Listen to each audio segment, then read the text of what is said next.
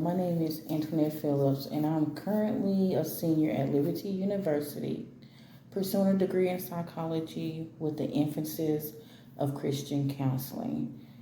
Um, my career interest includes broadening the Christian outreach of my church and taking more active roles in creating a safe place in my community where people seeking mental stability may be heard, get answers for their behaviors, and learn better ways to handle life challenges.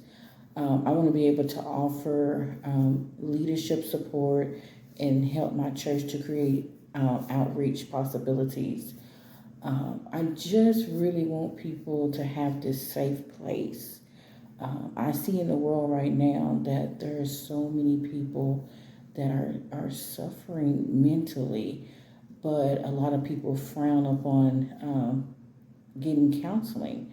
And I want to bring that healthy energy to my community.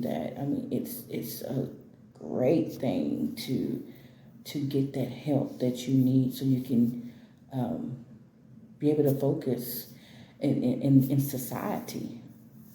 And I also want to help individuals of all ages to experience wholeness, being productive members of society by using biblical principles to lead and guide and people back to experiencing the joy that God had promised to those who belong to the body of Christ.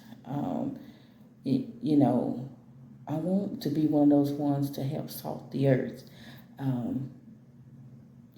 Having that positive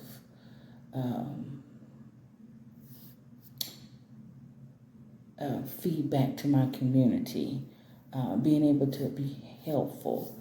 I would also love to set up a program, especially with young children, you know,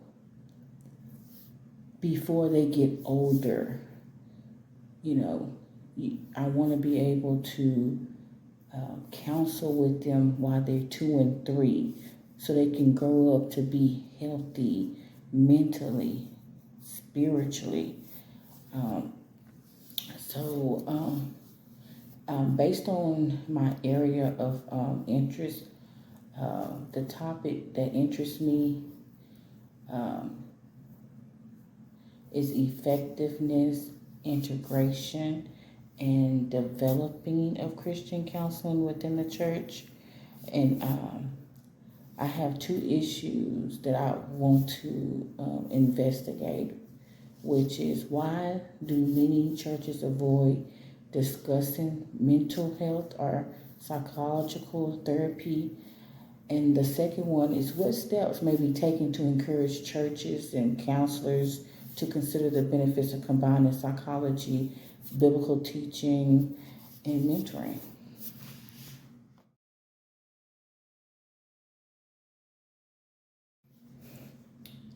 Before we dive into my research topic, I think it's important to quickly discuss 2 commonly used research methods researchers use to gather their information. And the first one that I'm going to discuss is the qualitative method.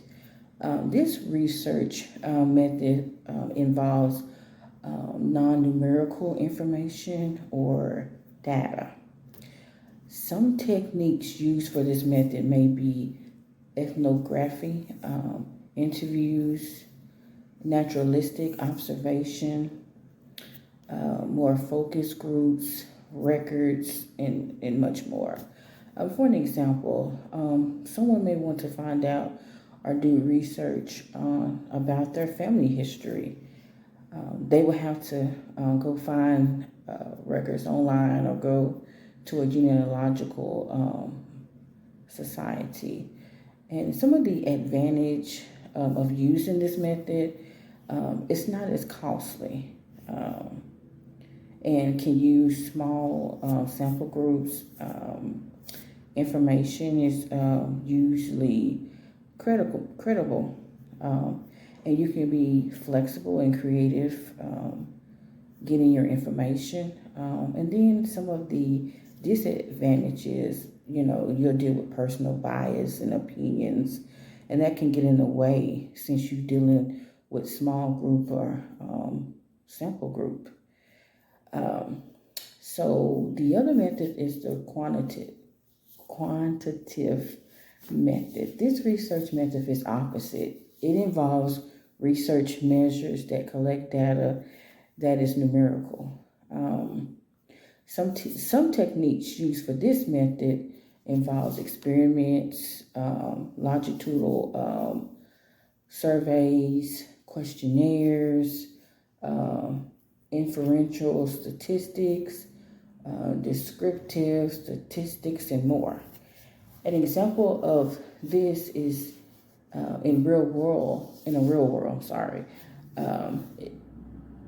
a restaurant owner might change items on his or her menu to see customer response, or surveys in the store to see customer response to a new product.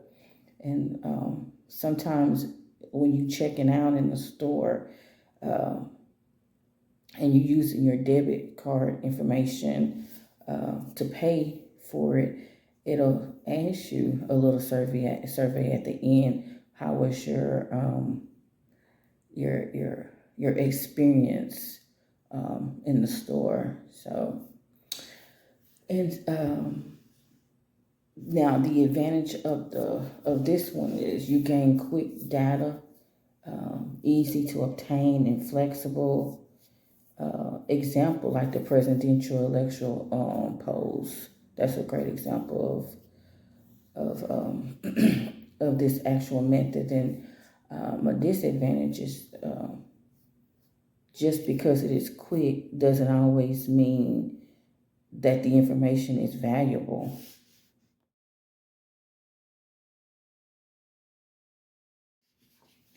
Just to review what I said previously, my two issues or questions that I would like to research is one, why do many churches avoid discussing mental health or psychological therapy?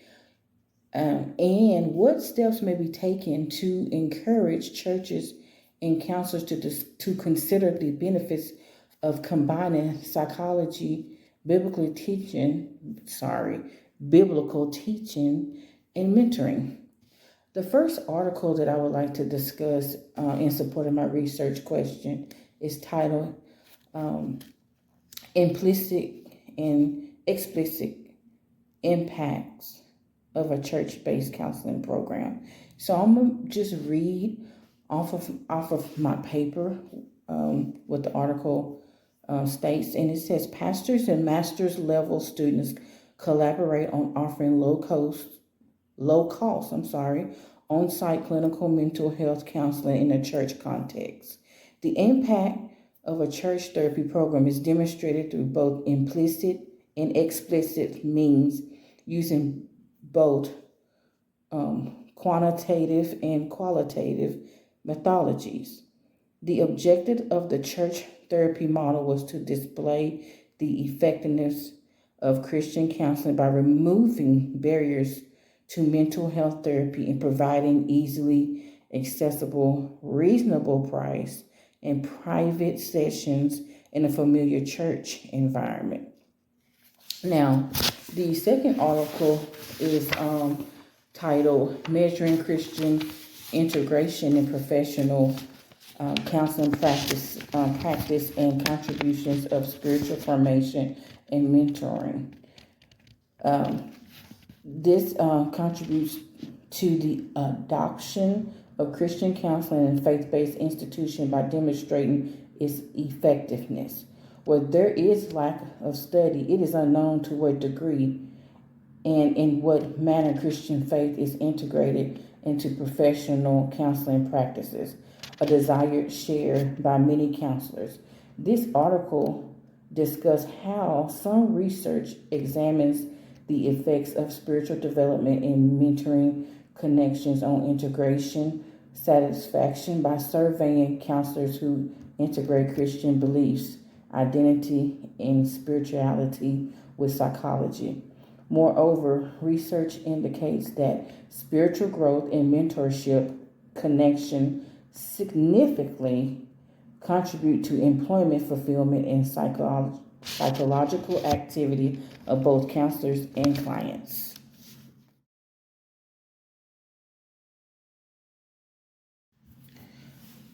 For my research study, I believe I would use a combination of both the quantitative and qualitative methods, just as the study from the first article I discussed.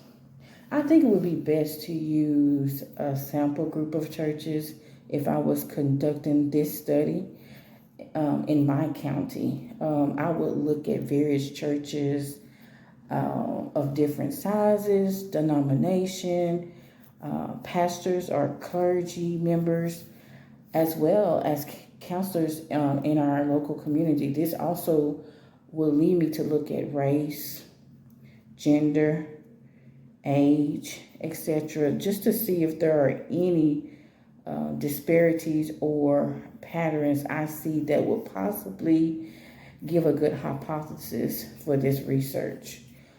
I would also conduct interviews with pastors and see if members will volunteer to take a questionnaire that pertains to their mental health.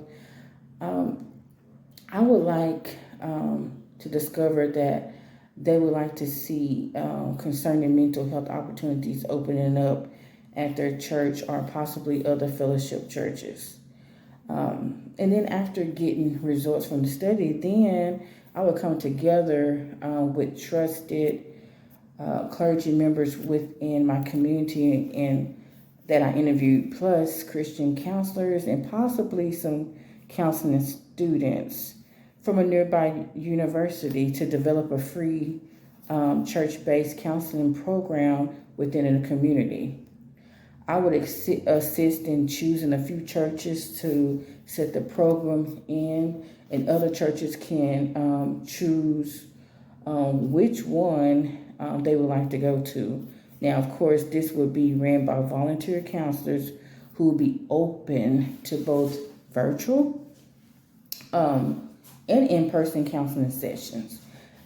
This is to keep the program in a church environment and to cause churches to begin to fellowship and connect to one another through Christ. This will also help support God's interest in the whole man, including the soul, which is made up of our minds, will, and emotions. Now in an advantage, I believe using both methods and with the same group I choose, I could come up with some quick, valid information. Also, I feel I can be creative and flexible with these methods, such as giving away small tokens of love, such as gift cards or other small gifts to let people know that I'm grateful for their participation. Plus, it is a drawing card. And then a disadvantage would be quick, accessible info from questionnaires does not always equate valid information. It could run the risk of overwhelming flood of information. The sample group could be too large. Also could run into the issue of lack of communication due to the subject matter.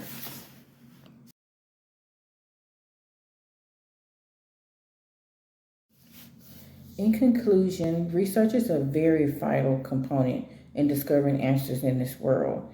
As we have discussed, there are two main methods of research: qualitative research method and the quantitative research method. And depending on what kind of results a researcher would like to acquire will ensure then which method they would desire to use. For my research study, I chose to use both, although I feel I could gather quick, valuable info, but could possibly run into flood of info due to great participation or a lack of info due to a lack of information, since my topic is sensitive towards churches. This concludes my video. Thank you so much for listening.